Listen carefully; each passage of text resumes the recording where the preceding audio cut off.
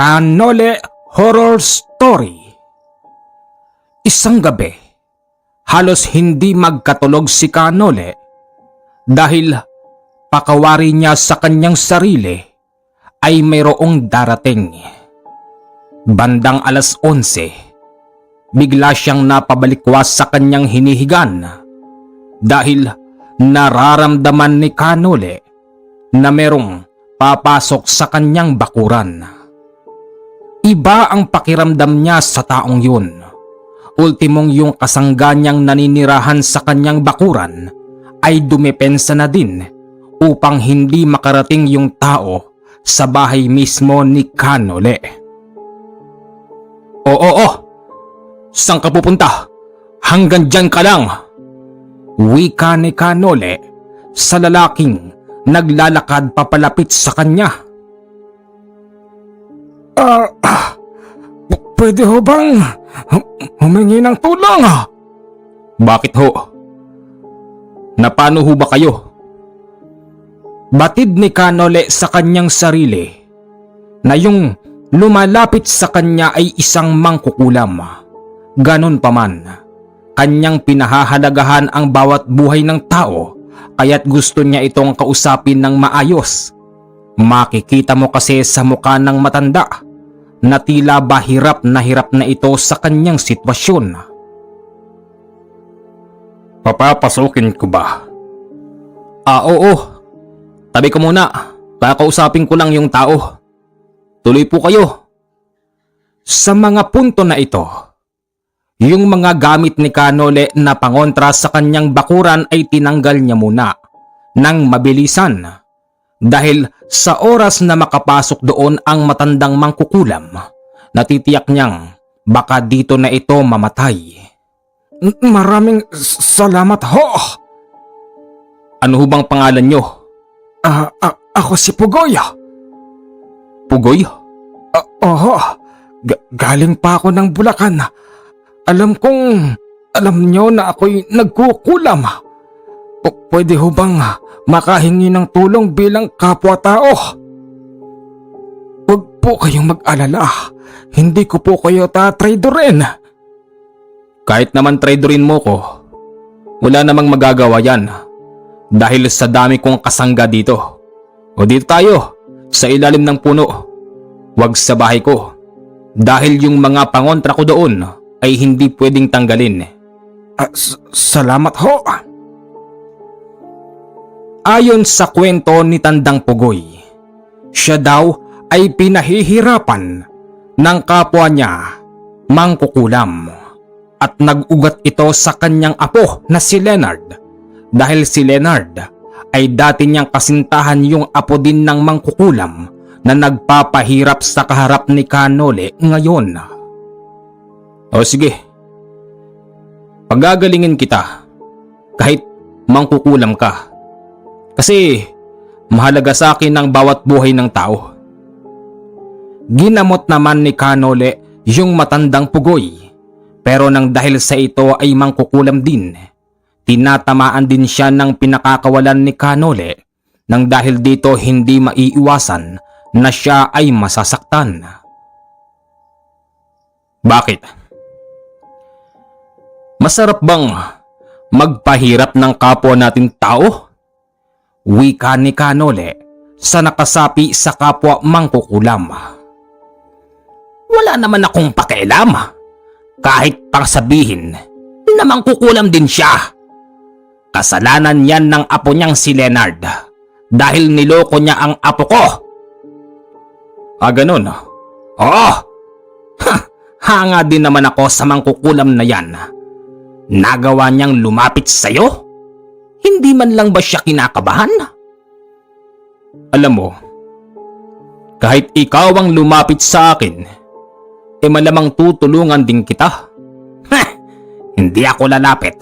Mas nanaisin ko pang harapin ang kamatayan kesa lumapit sa'yo.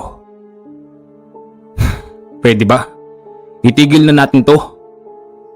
Bakit ba kapwa mo pinahihirapan mo? Bakit hindi ka humanap ng katapat mo? Siya na nga ang katapat ko. Pwede bang pakawalan mo na ako at pauwiin mo na ang matandang yan. Sasabihin ko lang sa'yo na marami na siyang kasalanan. Sa pangungulam siya nabubuhay. Pwes, sa pangungulam din siya mamamatay. Sige na. Layas.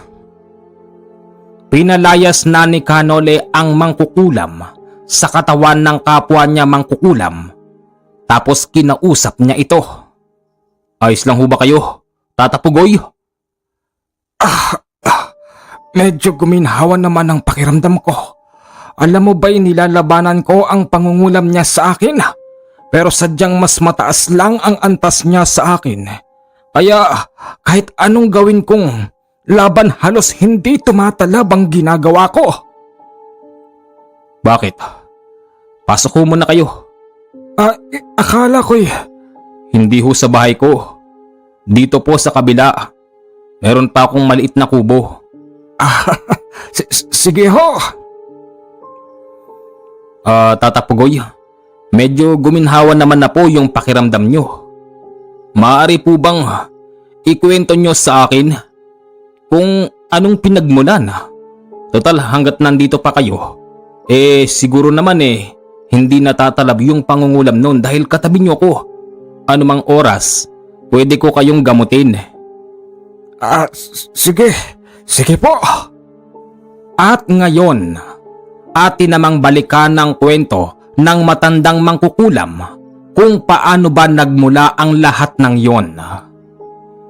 Meron siyang apong lalaki na siya mismo ang nangangalaga. Ito ay nagngangalan na Leonard at may edad na 24. Ang nasabing lalaking si Leonard, hindi lang isa o dalawa ang kanyang iniibig. Hanggang sa isang araw, si Leonard ay nakilala si Mystica sa eskwelahan. Hi? Pwede bang makipagkilala? Wika ni Leonard kay Mystica. Oo naman. Mystica nga pala. Leonard?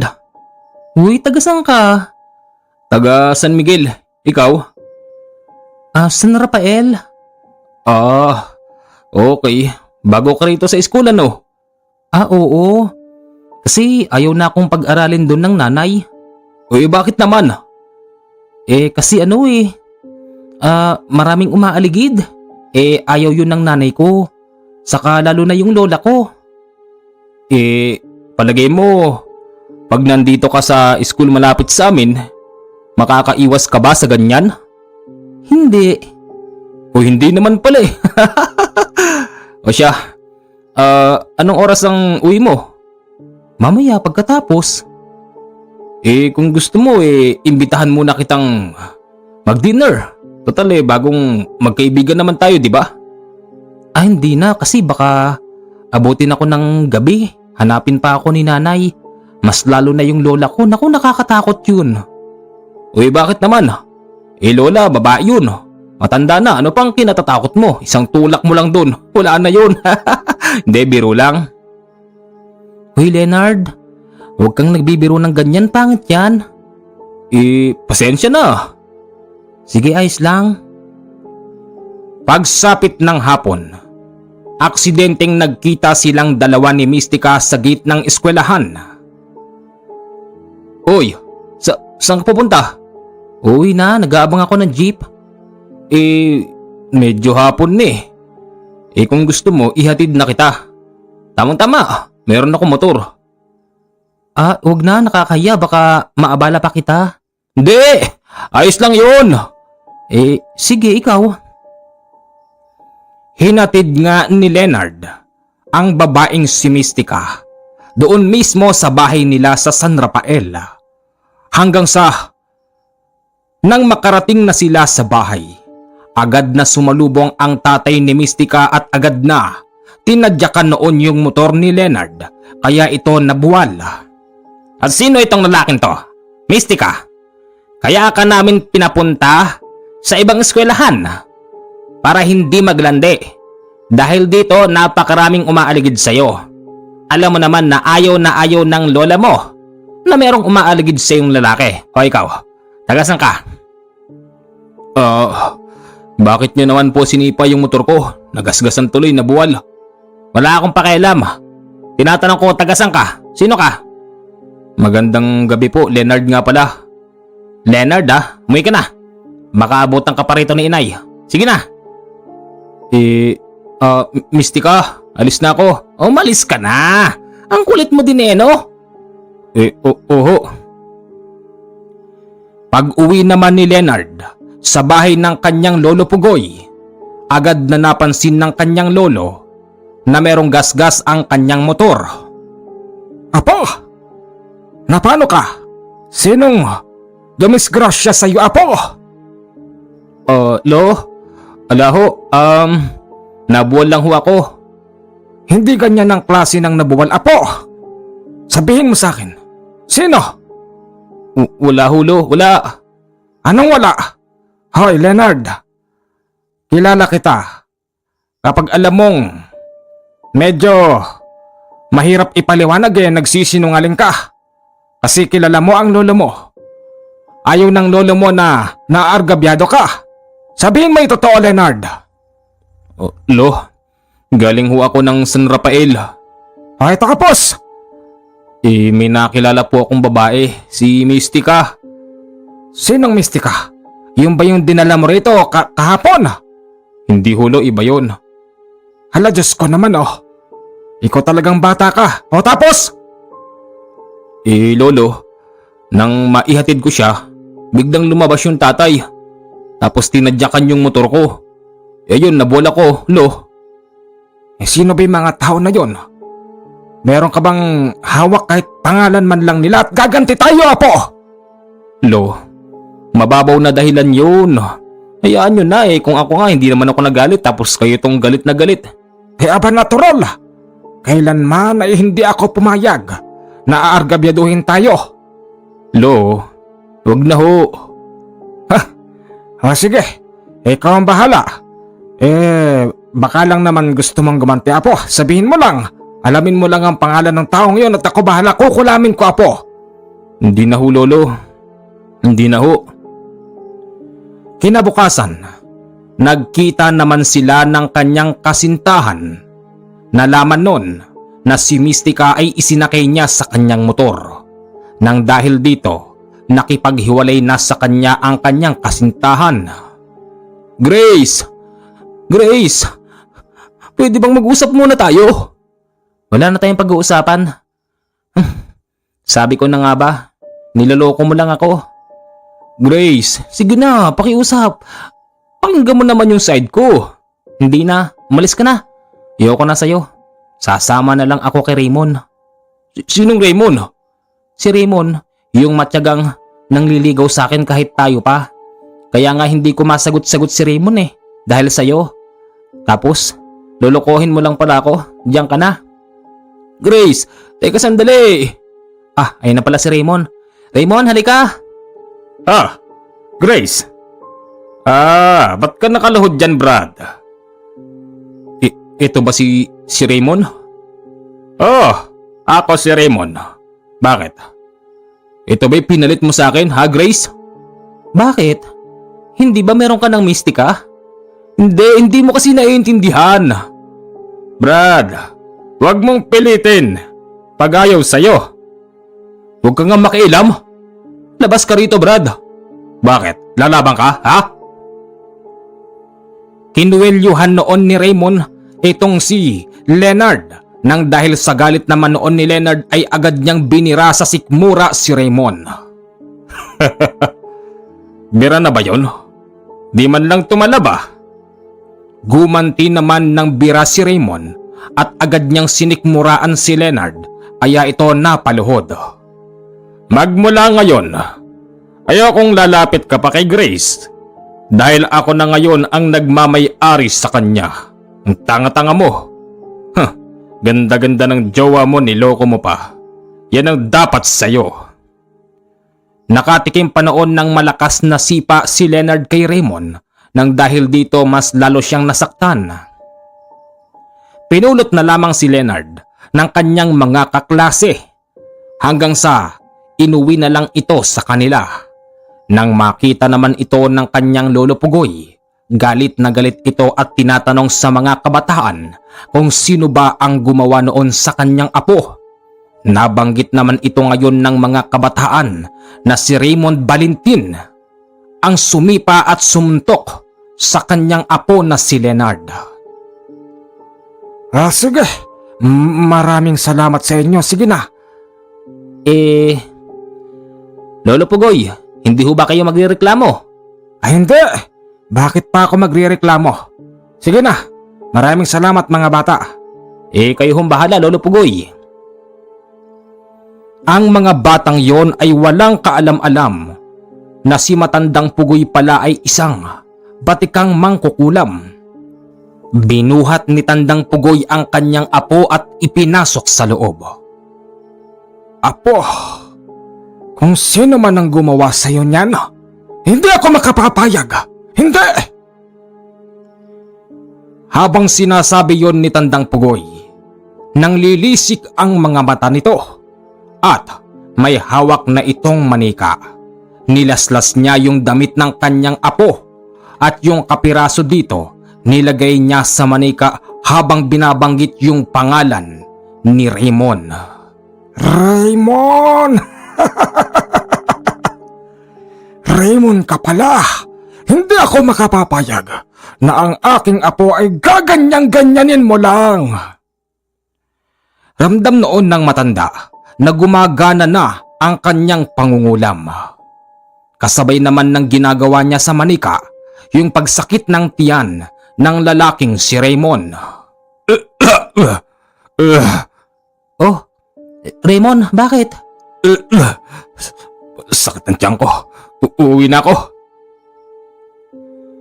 Sumasakit ang tiyan ng lalaki at hindi lang yun, kapag ito ay humahakbang, bigla na lamang siyang natatapilok. Kung ano ang gawin ng Matandang Pugoy sa manika, ganon ang nangyayari sa binatang si Raymond. Kinabukasan, nang magising naman ang kanyang apong si Leonard, nagwika ito ng, Lolo. Apo, pinarusahan ko na ang gumawa sa iyo niyan. Dapat lang ho sa kanya yun, Lolo. Ay ba'y talagang dapat lang? Baka naman ho pinatay niyo. Ay hindi naman. Hindi naman apo. Mainam ho kung ganun. Teka, ano bang pinagmulan nun? Kasi Lolo, si Grace Ay bakit? Niloko ka niya? Sabihin mo't kukulamin ko rin ang babaeng yon. Hindi ho, Lolo. Ang ibig ko lang pong sabihin, si Grace po kasi nagalit sa akin kasi nalaman niyang inangkas ko si Mystica at hinatid ko sa kanila sa San Rafael. Nang dahil doon hiniwalayan niyo ako. Tapos nalaman lamang ko na lang yung nangliligaw sa kanya na si Raymond sasagutin niya na pala. Yun ding mismong hinihiwalayan ako ni Grace, sasagutin niya si Raymond. Ngayon nandun pala si Raymond. Yan, nag-away kami, sinikmuraan ako Di sana'y lumabang ka po. Lumaban naman ako, Lolo. Kaya lang sadyang malaking mama talaga yung si Raymond. Hayaan mo na yun, Lo. Hindi bali. Kaya ko namang magtiis. Hindi ako makapapayag. Ano gusto mo, tuluyan ko na ang lalaking yon? Wag po, Lo. Wag. Ikaw ang bahala. Araw ng linggo, nagsimba pa noon si Leonard at ang kanyang lolo.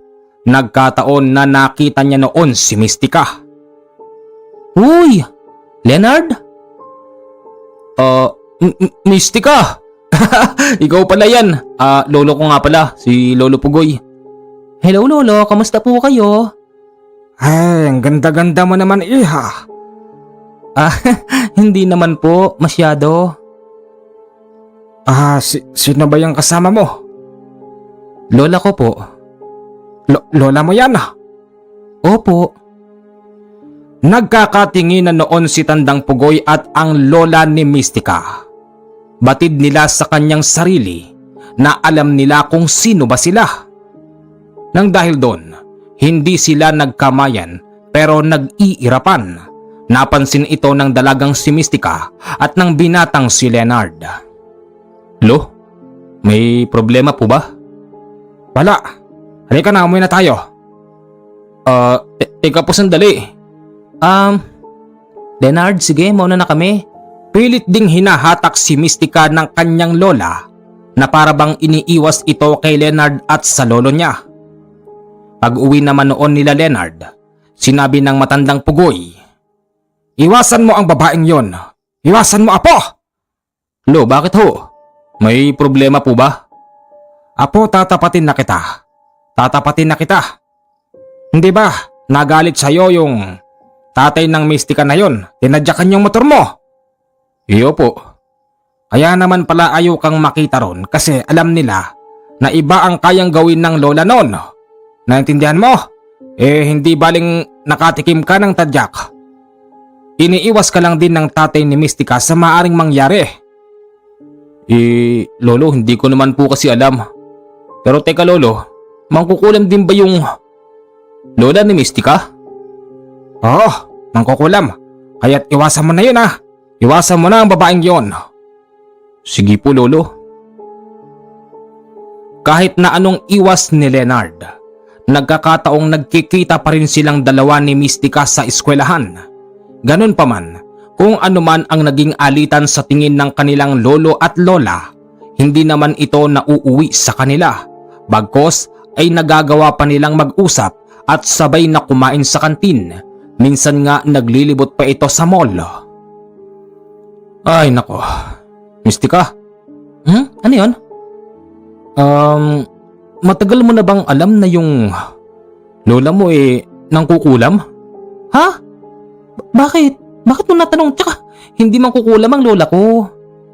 Mystica, mangkukulam ang lola mo. Alam ko yun. Saka ang lolo ko ganun din. Aminin mo na, inamin ko na yung akin Leonard, oo. Kasi ayaw kasi sa akin ng lola yung bang dumidikit sa akin yung mga lalaki, kaya nga pinag-aral niya ako dito sa inyo sa San Miguel. Ayaw niyang kung sino-sino na lang lalaki ang didikit sa akin. Ayun, alam mo bang hindi lang 5 ang kinulam ng lola. Yung lolo mo nangungulam din. Tapos doon siya nagkakapera. Hala? Pinagkakaperahan niya yung pagiging makukulam niya? Oo, bakit? Yung lola mo ba? Hindi naman. Ano lang siya, parang lihim lang din ganun. Kung sino bang mga argabyado sa pamilya namin, yun lang ang kinukulam ng lola ko. Yung lolo mo pala pinagkakaperahan pa. Oo. Talagang ganun. Wala tayong magagawa, matanda na yun Saka sa ganun talaga siya nabubuhay. Sige. Ay, siya nga pala. Birthday ni Carla mamaya. Pwede bang sumama ka? Ano? Sumama ka? Teka, saan ba yun? Dito lang din sa San Miguel. Si Carla, ang kababayan ko siya doon sa San Rafael. Uy, tapos? Birthday niya kasi. Carla? Parang duda ako dun Anong duda? Hindi, basta parang duda ako sa pangalan na yun Sumama nga noon si Leonard. At yung sinasabi pala noon ni Mystica na Carla ay isa pa lang. Tawagin na nating bakla. Carla sa gabi at Carlo naman sa araw. Oy, Bes! Ay, mabuti naman at dumating ka. Uy, sino tong ang pogi mo naman? Leonard nga pala, Carla. Yan ang gusto ko. Yung alam na yung kapag gabi na ganyan. Oo. Happy birthday. Ay, thank you. Uy, Bes, ano? Gora na? Mamam na? Hindi ako pwedeng magpagabi. Carla, di konti lang. Tsaka ihatid ko naman ni Pogi, di ba? Hindi na rin kasi nung nakarang hinatid niya ako nagalit si tatay. Ayun, nagasgasan tuloy yung motor ni Leonard. Carla, nagugutom ako. Meron ba tayong pagkain? Ay, aba syempre! Marami tayong pagkain, birthday ko ngayon, no? Sige. Nang dahil sa nandoon sila sa birthdayan, ngayon nauwi pa ito sa inuman. Buong akala ng iba pang mga bakla doon na si Leonard at si Mystica ay magkasintahan nang dahil dito parehas silang binubuyo. Nung una magkalayo pa sila ng upuan pero pilit silang pinagtatabi ng mga bakla hanggang sa sinasabi ng iba, "Sige nga, ikis mo nga sa pisngi." Nang dahil sa nakainom naman sila, napipilitan silang gawin ng mga bagay na yon. At nang magpapaalam na si Mystica para umuwi, ayaw naman ngayon pumayag ng mga kaibigang bakla ni Carla. Hindi, uwi na kami. Carla, salamat ah. Ay nako, uwi na kayo? Wala man nang nangyari, wala man lang, ang hina mo naman pala, Leonard. Oh, Leonard, hindi Leonard, lasing ka na Carla. Ganun din yun. Sige na.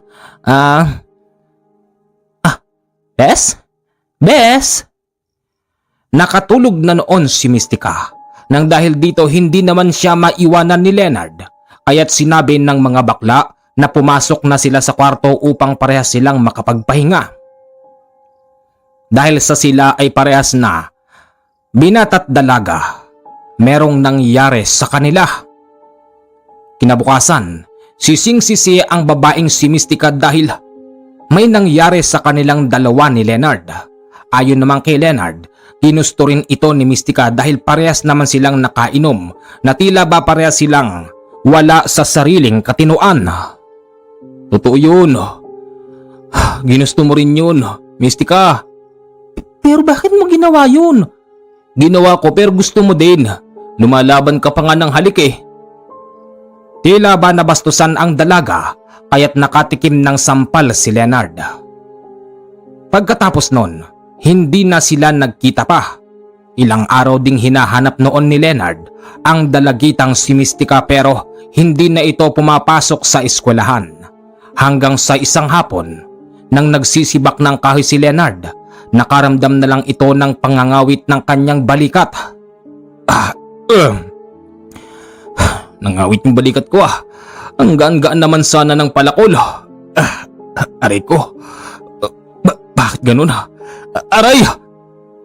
Nang tignan ni Leonard sa salamin, ang kanyang balikat nakita niyang merong pasa ito. At yung pasa nun ay unti-unting bumubukol na kulay itim. Maya-maya pa, nakita niyang parang puputok na yung pasa sa kanyang balikat. Napakabilis ng kaganapan. At nang pumutok nga ito, napasigaw siya ng malakas.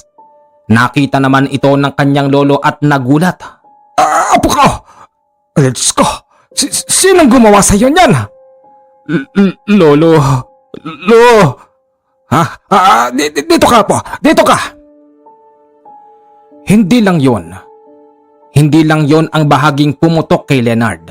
Ultimong yung kanyang itinatago ay lumalaki pero hindi naman sumasabog. Pati yung kanyang muka ay nagkabukol-bukol hanggang sa nilabanan ito ng kulam ng kanyang lolo Pugoy. Kulam? Akala nyo'y kayo lang ang marunong mangkulam? Nang labanan naman ito ng kanyang lolo Pugoy, naiibsan naman ang pangungulam kay Leonard hanggang sa tigilan mo ang apo ko. Ako ang labanan mo!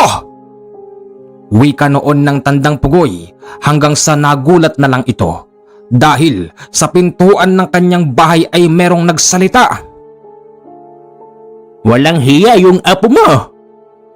Sino ka?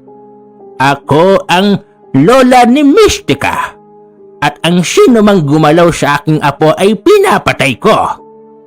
Ganon. Ngayon, ginawa mo yan sa apo ko, pues papatayin din kita. Nang dahil sa medyo may kalayuan ang kanilang kapitbahay, tila ba walang nakakadinig sa away ng parehas na mangkukulam.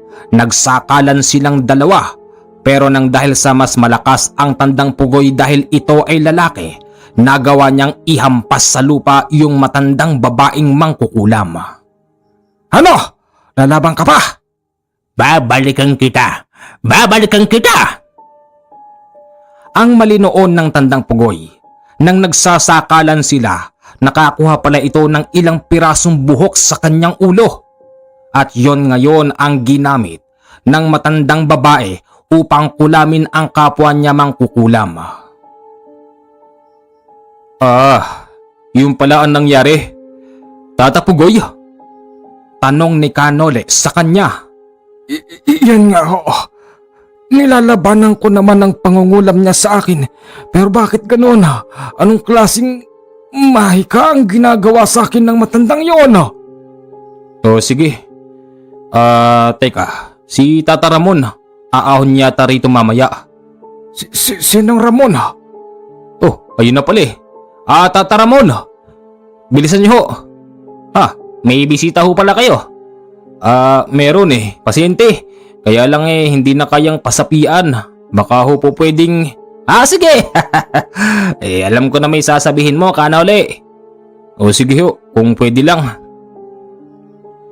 Pinapasok ni Kanole ang mangkukulam sa katawan ni Ramon. At dito, naintindihan ng matandang Pugoy kung ano ba ang ginawa nito sa kanya. Bakit? Wala ba akong karapatan na gawin yon? Wika nito. Tigilan mo na ako. Nagsisisi na ako sa ginawa ko sa'yo at ang aking apo.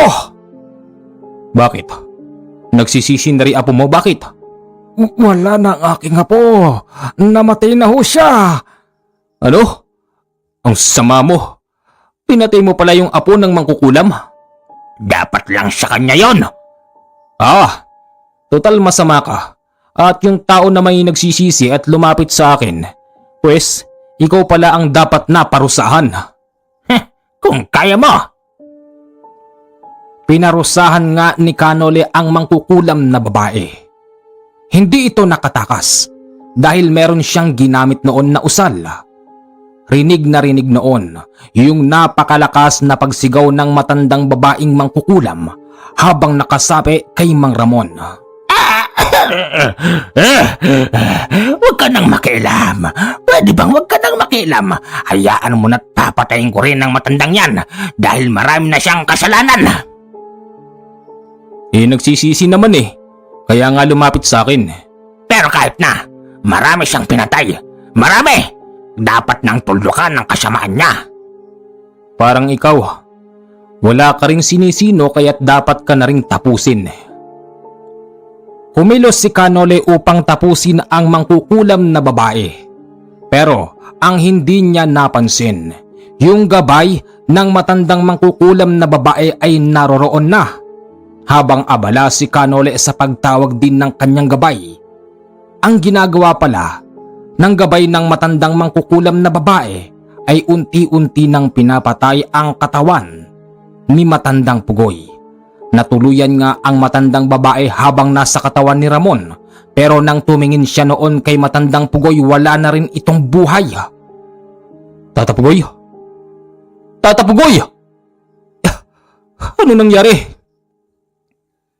Sinabi ng kasangga ni Kanole na naninirahan sa kanyang bakuran yung kanyang nakita. Habang ikaw ay abala, ang gabay ng matandang mangkukulam na babae ay dumating at tinuluyan na si Tandang Pugoy. Ano? Pero bakit di mo sinabi? Alam mo, Nole, hindi naman sa kinokontra kita sa mga ginagawa mong pagtulong sa kapwa.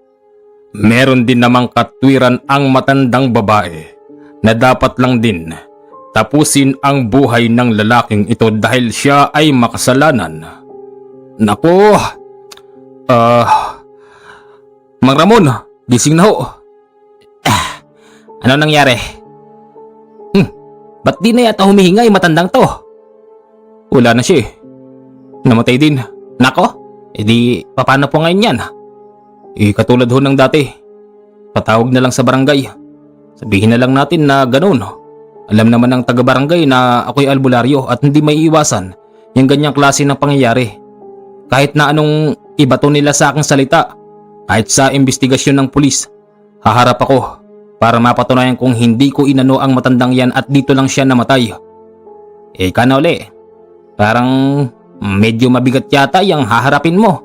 Sino ba namang maniniwala sa ganyang klase ng kakayanan? Lalong-lalo na ang mga otoridad. Alam naman natin na hindi sila naniniwala sa ganyan. Kaya ihanda mo na yung sarili mo. iimbestigahan ka talaga ng mga yon kasi dito mismo sa bakuran mo namatay ang matandang to. Oo, Mang Ramon, alam ko po yun. Hindi na bago sa akin yung mga ganyang klase ng pangyayari.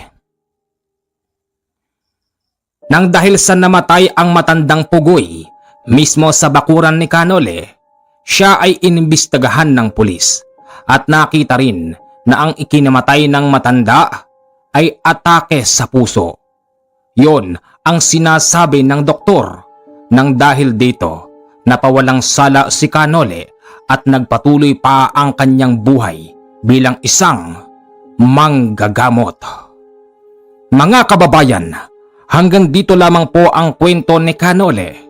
Pasensya na po kayo kung gabi na tayong nakapag-upload dahil wala pong kuryente ngayong araw ng Sabado dito sa amin at ngayong gabi lang po nagkaroon.